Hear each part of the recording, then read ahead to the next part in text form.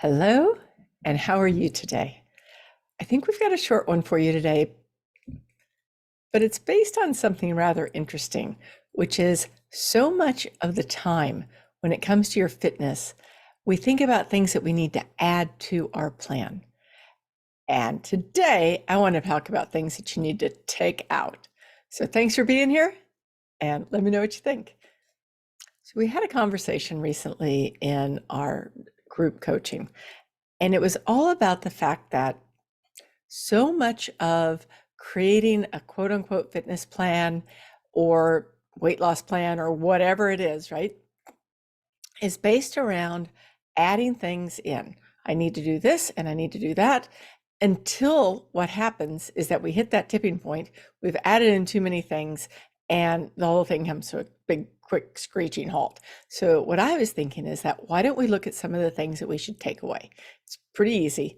And this list will be in the show notes too. So you don't need to make notes right now, or you can, whatever, grab the one that you think is going to work best for you and apply it. So the first one is you want to start taking away the idea that the belief that more is better, which is exactly what we're talking about here, right? It's so easy to fall into the, well, and I need to do this, and I need to add cardio 5 times a week, and I need to add high intensity training those other 2 days. And it's so easy to fall into the more is better, better, better. When a lot of times, if you simply are doing the right things for you, less is probably better. Because, I mean, one of the things we know is that our bodies need to recover, right? So if we're doing more, we are probably breaking down our bodies and not giving it time to recover. And it's not just about movement either. Sometimes the belief is more of all of it, like we just got to do more of everything. And take that out. Try taking that one out. That's number one, belief that more is always better. Number two is the belief that even if you don't like it, if it's boring, if it's no fun, you should still do it because it's important to get it done. I think that's baloney, quite frankly. I truly believe that if you're not enjoying what you're doing, if you're not having some fun, then it's not sustainable. That does not mean that everything I do is like, unicorns and roses. It's not at all. But the majority, let's call it the 80% of what I do, needs to be something that I appreciate, I enjoy, that I find the value in, even if maybe it's not like, oh my gosh, this is so brilliantly fun, but I know that it's leading to the fun down the road. So think about that. Like if you're doing things that you find boring, you find that are tedious and they're no fun, then see what you can do to change. So number two, get rid of the boring, get rid of the no fun. Number three is don't compare yourself to others. And the especially person you don't want to, I like that. That's some good English there, Kelly. And the especially person you don't want to compare yourself to is who you used to be. I hear this so much. I used to XYZ. I used to weigh less. I used to be in better shape. I used to ride further on my bike. It doesn't matter. Like, I don't care. Like, it doesn't matter who you used to be. Who you really want to be is the best you can be right now and moving toward even a better version of yourself.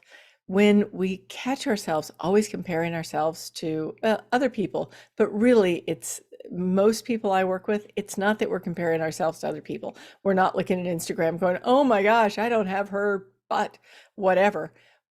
We're really looking at ourselves and going, oh my gosh, I don't wear those size. Like someone said to me the other day, I just can't fit in my size 2s anymore. And she's a petite person. And my response was, well, maybe you shouldn't. Like, not that there's anything wrong with that, but she's a great shape right now. And a size 2 would probably make her frail. And she's not the kind of person who wants to be frail. I mean, she's someone who's doing big things. So stop comparing yourself to the old you. So number 4 is don't consistently jump around from workout to workout to workout. Find something, give it a chance. it's good to switch things up, okay? It's good to switch things up, but probably about every 3 months, not every 2 weeks. Sometimes I work with people and they're like, okay, I tried intermittent fasting and I didn't see any change. I'm like, okay, how long did you do it for? I did it for a week and a half. Okay. Um, maybe give it a little bit longer if that's something that you want. Or I've had people say, I tried yoga, but it's not working. How long is always my question. Couple of weeks. Give it a little time. So start looking at making sure that you're not just jumping from thing to thing to thing, unless you're doing that thing we've talked about in the past, which is the fitness flipping, where maybe you injure something and you need to change what you're doing so that maybe you injured an arm. So now it's time to focus on your legs a little bit more while that arm heals. That's different. I'm talking about just constantly moving and changing your workouts. Give them a little bit of time.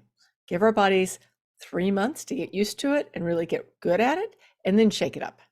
Okay. Number 5, stop putting everyone and everything before you.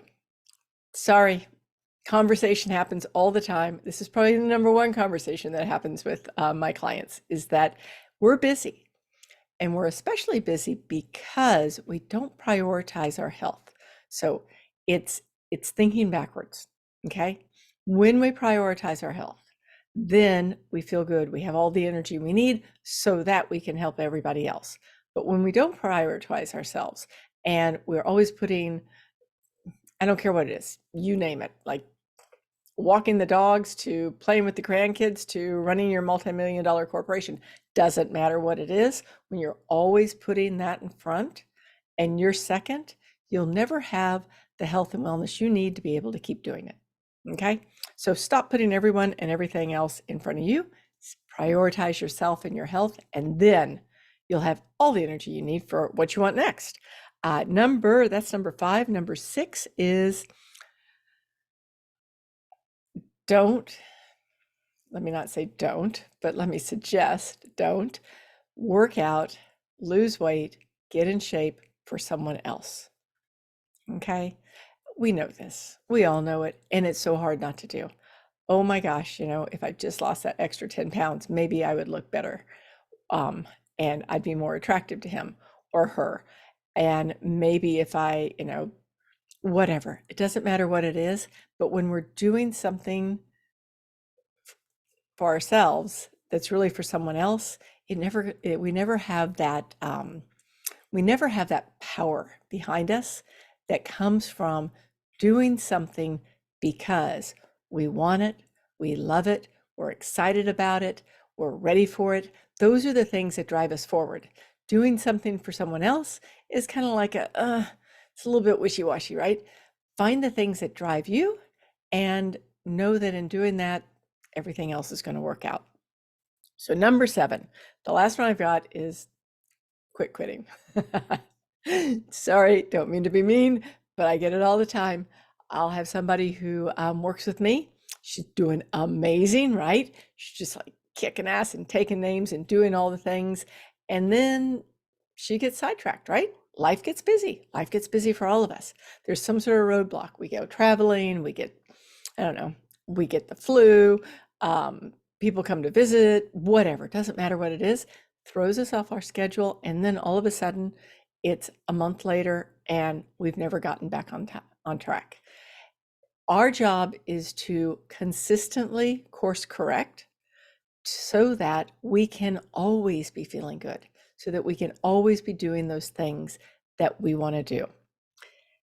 And I've got a bonus one for you. And this is what really actually started this whole podcast episode, okay? This whole live episode is that don't fall for the clickbait.